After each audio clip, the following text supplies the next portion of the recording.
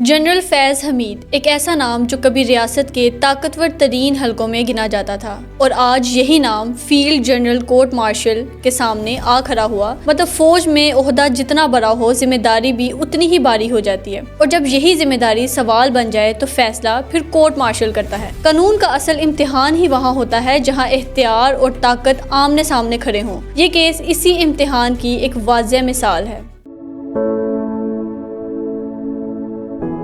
اس لیے سب سے پہلے ہم سمجھیں گے کہ کورٹ مارشل کیا ہے، جنرل فیض حمید کون ہے، ان پر کیا الزامات تھے، اور پھر فیلڈ جنرل کورٹ مارشل کا پروسیجر کیا تھا اور ان کو کیا سزا دی گئی۔ کورٹ مارشل فوج کی اپنی عدالت ہوتی ہے، جیسے عام شہریوں کے لیے اپنی عدالت ہوتی ہے، ویسے ہی فوجی افراد کے لیے ملٹری کورٹس ہوتے ہیں جنہیں کورٹ مارشل کہا جاتا ہے، جسے فوج کے اندر نظم و ضبط کو برقرار رکھنے کے لیے بنایا گیا ہے۔ اب یہ کورٹ مارشل ہو سکتا ہے سپاہی پر، افسر پر، حتیٰ کہ جنرل پر بھی، سب پر یہ برابر لاگو ہوتا ہے جتنا بھی بڑا رینک ہو۔ اب یہ کورٹ مارشل جس قانون کے تحت کام کرتا ہے اس میں شامل ہے Pakistan army act 1952، Pakistan army rules and official secrets act. ان قوانین میں بتایا گیا ہے کہ کون سا عمل جرم ہوگا، کس قسم کا ٹرائل ہوگا اور کیا سزا ہوگی۔ کورٹ مارشل کی 3 اقسام ہیں: summary court martial, district court martial and field general court martial. General Faiz حمید کا case field general court martial میں چلا، یعنی مختصر الفاظ میں کورٹ مارشل وہ فوجی عدالت ہے جہاں فوجی قوانین کی خلاف ورزی کرنے والوں کا مقدمہ چلایا جاتا ہے۔ اب آتے ہیں سب سے اہم شخصیت کی طرف، جنرل فیض حمید ایک ریٹائرڈ لیفٹیننٹ جنرل، پاکستان کے former director general of ICI بھی رہ چکے ہیں۔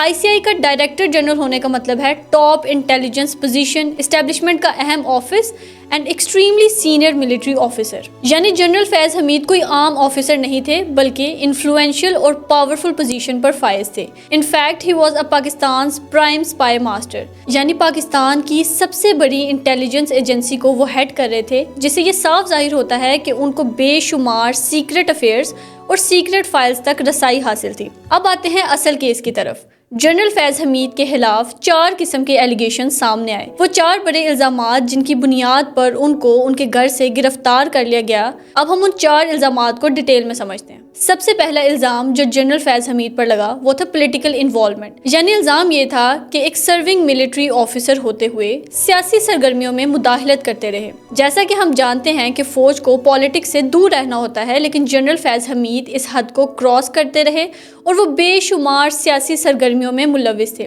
یعنی ایک سرونگ ملٹری آفیسر ہوتے ہوئے سیاسی معاملات میں ایسی مداخلت کی گئی جو فوج کی آئینی اور قانونی جانبداری کے خلاف سمجھی جاتی تھی۔ جنرل فیض حمید پر دوسرا الزام تھا آفیشل سیکرٹس ایکٹ کی وائلیشن، یعنی کہ ان کے پاس حساس معلومات رکھنا اور ان کو مس یوز کرنا۔ اس کے علاوہ کانفیڈینشیل مٹیریل کا غلط استعمال، مطلب کہ جب جنرل فیض حمید کو ان کے گھر سے گرفتار کیا گیا تو اس وقت چند ایسے ڈاکیومنٹس ملے جو ISI سے ریلیٹڈ تھے، جو کہ آپ کی ریٹائرمنٹ کے بعد آپ کے پاس نہیں ہونے چاہیے تھے۔ مطلب کچھ ایسے ٹاپ سیکرٹ ڈاکیومنٹس ہوتے ہیں جو کہ خفیہ ایجنسی کے پاس ایجنسی سے باہر لے جانے کی اجازت نہیں ہوتی۔ اس قسم کے کچھ کانفیڈینشیل ڈاکیومنٹس تک رسائی رکھنا بھی ایک الزام تھا ان پر، جس کی وجہ سے ان کی گرفتاری ہوئی۔ تیسرا الزام تھا مس یوز آف پاور، یعنی تیسرے الزام کے مطابق جنرل فیض حمید نے اپنے عہدے اور اختیارات کا غلط استعمال کیا، یعنی جو اختیارات اور پاور ملک کے لیے تھی وہ پرسنل یا غیر قانونی مقاصد کے لیے استعمال کی گئی، جو کہ فوج میں ایک سنگین جرم سمجھا جاتا ہے کہ اپنی اتھارٹی کو پرسنل بینیفٹ یا کسی آرگنائزیشن یا فرد کے فائدے کے لیے استعمال کرنا۔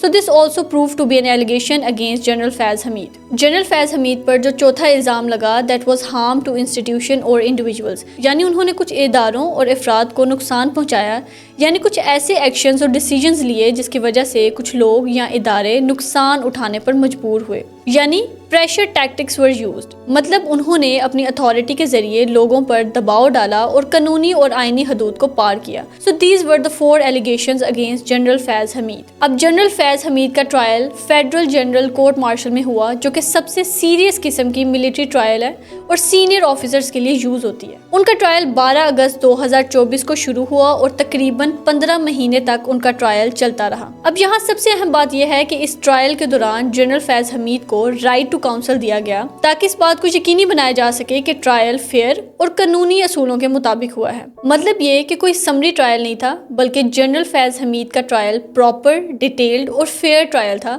اور کوئی بھی ڈیسیجن بغیر کسی ایویڈنس کو دیکھے نہیں کیا گیا، جس سے یہ واضح ہوتا ہے کہ جنرل فیض حمید کے ٹرائل کے دوران مکمل حقوق دیے گئے، جیسے وکیل مقرر کرنے کا حق، ہر الزام کا جواب دینے کا حق اور تمام ثبوت پیش کرنے کا موقع، جس سے یہ یقین دہانی ہوتی ہے کہ یہ کوئی فوری یا سمری ٹرائل نہیں بلکہ ایک پراپر ملٹری ٹرائل تھا۔ اب ٹرائل کے دوران جو جنرل فیض حمید پر 4 الزامات لگے تھے وہ ثابت ہو گئے، جس کے نتیجے میں ان کو 14 سال کی ریگرس امپریزمنٹ یعنی 14 سال کی قید بامشقت کی سزا سنا دی گئی، جو کہ ایک سنگین نوعیت کی سزا ہے اور سنگین جرم کے نتیجے میں ہی ملٹری لاء کے مطابق سینئر آفیسرز کو دی جا سکتی ہے۔ اب یہ سزا 11 دسمبر 2025 کو نافذ ہوئی اور آرمی لاء کے مطابق 40 دن کے اندر اندر اس سینٹنس کو نافذ کرنا لازمی تھا، یعنی عدالت کے فیصلے کے بعد قانون کے تحت اس سزا کو مقرر وقت پر عملی جامہ پہنانا بھی ضروری تھا۔ اب جنرل فیض حمید کو سزا تو سنا دی گئی، لیکن ان کے پاس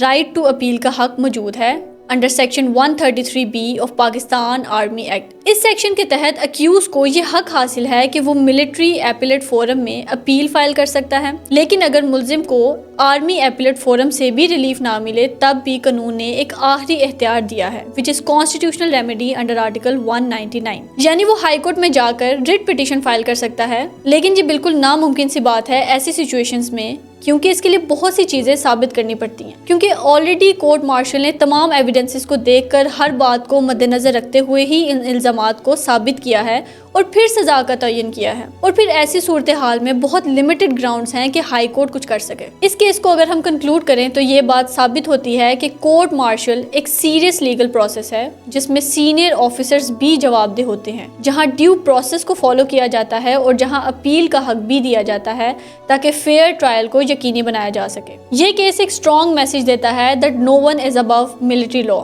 یہ مقدمہ صرف جنرل فیض حمید کے بارے میں نہیں بلکہ یہ دراصل قانون، اختیار اور جواب دہی کے درمیان ایک واضح لکیر کھینچنے کا لمحہ تھا۔ اس کیس سے یہ بات ثابت ہوتی ہے کہ یقیناً یونیفارم طاقت کی علامت ضرور ہے مگر قانون سے بالاتر نہیں۔ کورٹ مارشل کے ذریعے یہ ثابت ہوا کہ کوئی بھی عہدہ، کوئی بھی رتبہ اکاؤنٹیبلٹی سے نہیں بچ سکتا، اور یہ بھی سچ ہے کہ اپیل کا حق موجود ہے، ہائی کورٹ کا دروازہ بھی کھلا ہے، مگر قانون وہاں بھی مضبوط ثبوت اور محدود گراؤنڈز مانگتا ہے۔ آخر میں یہ کیس اس بات کو کلیریفائی کرتا ہے کہ اسٹرانگ انسٹیٹیوشنز وہی ہوتے ہیں جو اپنے طاقتور ترین افراد کو بھی قانون کے کٹہرے میں لا سکیں۔